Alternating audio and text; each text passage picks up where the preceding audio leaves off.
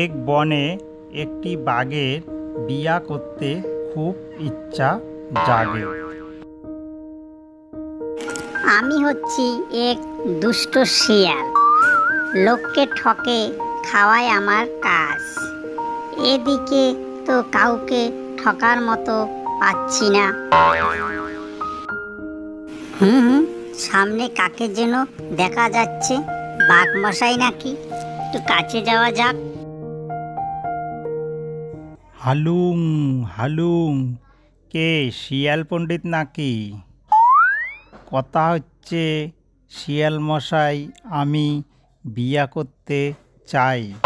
আমার জন্যে একটা পাত্রী খুঁজে আনা লাগবে তোমাকে। আর যদি তুমি না আনতে পারো তাহলে তোমার ঘাড় মটকে দেব। বাঘের কথা শুনে শিয়ালটি ভীষণ বিপদে পড়ে যায়। এ তো দেখি ভীষণ জ্বালা। ঘরের মধ্যে বইয়ের জ্বালা, বাইরে দেখি সিংহ মশাই আর এক জ্বালা। উপায় একটা বের করা লাগবে। শিয়ালটি বাইরে এদিক সেদিক ঘুরতে থাকে এবং একটু সময় নষ্ট করে। এদিকে শিয়ালকে এক মুরগি ধরে আনতে বলছিল।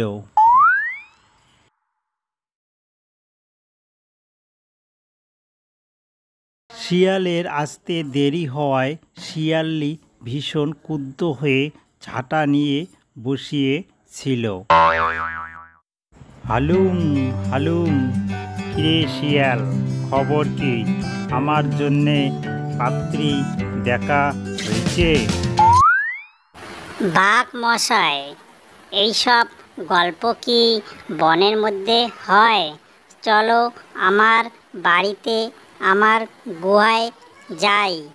সেখানে আমার বউ আছে, তার হাতের মিষ্টি মিষ্টি রান্না খেয়ে গল্প করা যাবে। হালুম, হ্যাঁ রে শিয়াল, কথাটা তুই মন্দ বলিস নাই। এই ফাঁকে তোর বউটাকেও দেখা হবে। চল তাহলে তাই করি।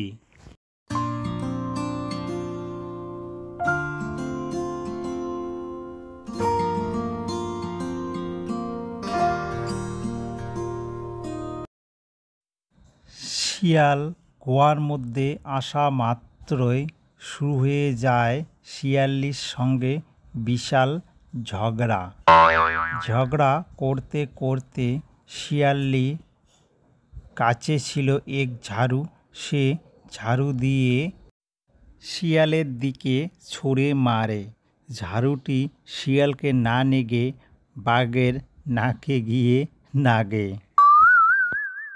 বাঘ তো সেখান থেকে দৌড় করে পালিয়ে আসে।